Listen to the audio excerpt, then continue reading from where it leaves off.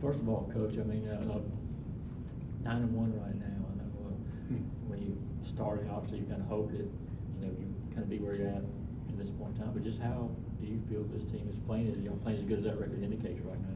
Yeah, I mean, we've played good teams. We've got quality wins. We're a good team. We've got work to do to get better. Obviously, offensively and defensively, turnover margin offensively. Little things defensively, but overall defensively, I think we're ahead of where we are offensively. But we got good players, guys that like to work, and productive practices daily.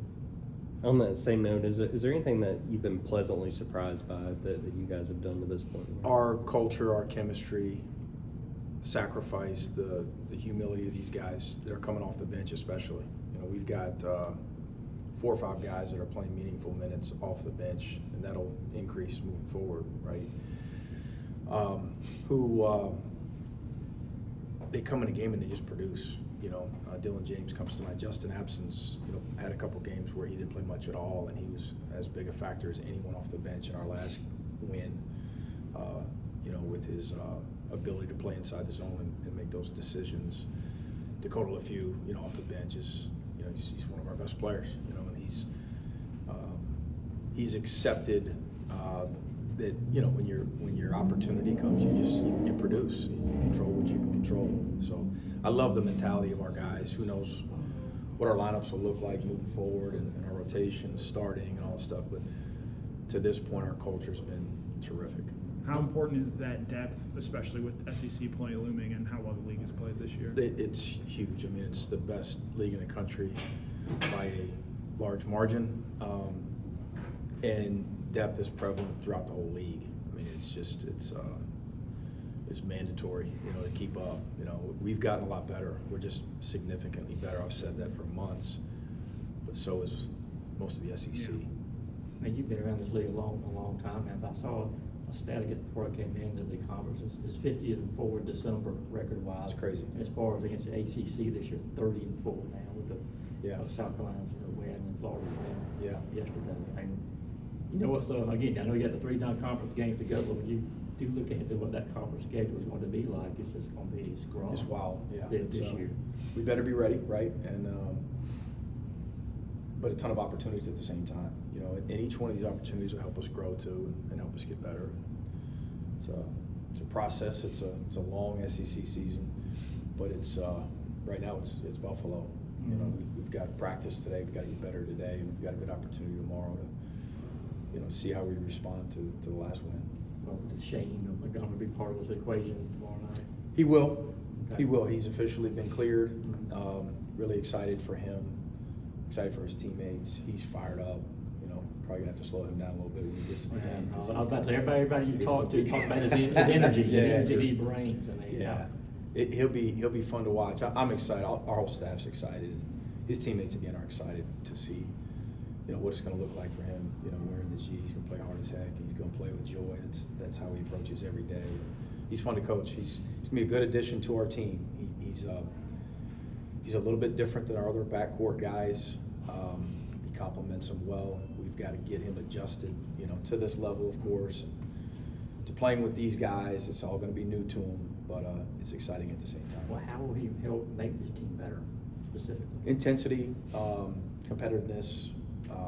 He's a disruptive defender. He puts pressure on the rim offensively. He's versatile offensively.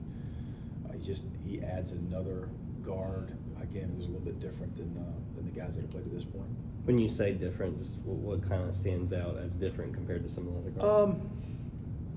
He's really athletic and really disruptive. He's got an ability. He's got great length. So he can play. Is he a 2? Is he a 3? Is he a 1? He's kind of all of them. He's very versatile. He's got some tire in him with his ability to get to the rim and finish at the rim. Excuse me. And he's got the ability to make things happen in transition. But defensively, his ability to pressure the ball and disrupt the ball, being passing lanes, blocking shots as a guard. He's just a little bit different than those other guys. They all have strengths and weaknesses. What do you want to see out of him when he plays tomorrow night? Just play hard and have fun. Just do what he does every day in practice. Just have the they carry over and be the same guy he is, that he'll be today, because I'll be shocked if he's not that same guy he's been every day. Really consistent competitor. How do you feel like he's handled the last, I guess, month and change, not being able to play, but still Unbelievably well. That's a great question. I'm glad you asked that, so I can speak on it. The fact that he's not been able to play and wear the G and put a game jersey on, his readiness to compete, his energy in practice as soon as he steps between the lines every day has been evident. You're always challenging guys, guys out for a day with a rolled ankle or guys out with a cold. You still have to have an influence on this practice. You still have to mentally be a part of it. Let's not check out, and then when you're physically 100%, all of a sudden you're a good teammate again. That's not how it works. He's epitomized that without even the long conversations, that he's done that on his own. That's just who he is. Going back to Saturday, a big game from Santo, what have you seen from him, just the progress he's made to this point as a freshman? Again, and I mentioned the other guys early, your bench guys, no one wants to be called a bench guy, but a guy who's coming off the bench currently, another guy that I should have mentioned early that's just had an unbelievable attitude, work ethic, growth mentality. He's just gotten better and better. He's coming off arguably his best game. And he's been good since in practice. He'll continue to get better. As you get closer to conference play, what are some of the things that you'd like to see your team clean up a little bit specifically? Turnovers. Yeah.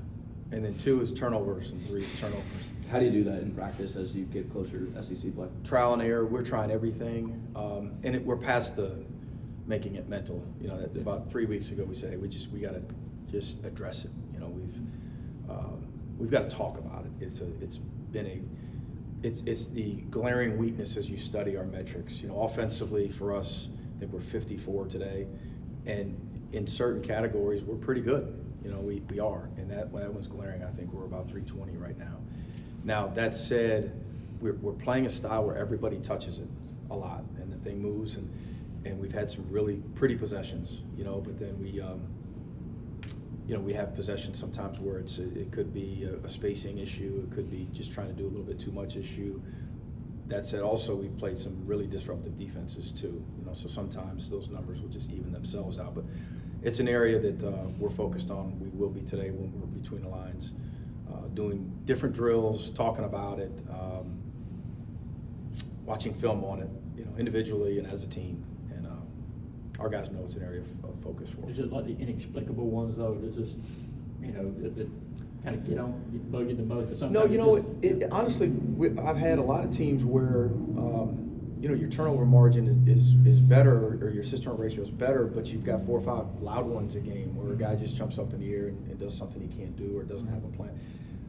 We don't have a lot of loud ones. We really don't. We've had, our spacing's a little bit different. We're playing big, and so sometimes when there's less space on the floor to operate with, right?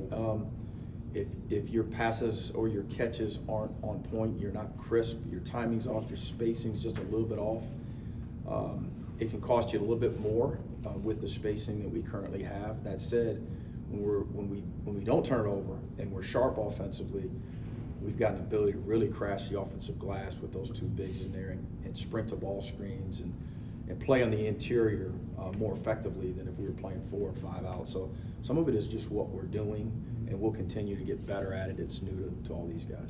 I know you touched on Saturday and would have liked to have closed that game out a little bit better, but how important is to kind of get some of those games where you're fighting to the end to put teams away? Yeah, it's huge. You want to win going away, when you can, but for us to be our best version, we have to win some close games. There's going to be a lot of close competitive games, not only with us, but with all these guys in the SEC throughout the SEC season. And we'll be able to reference some of the close ones that we've played, things we did well down the stretch, and things we could have done a little bit better. Any other questions for Mike? All right. Thanks guys. Mike. Thank you.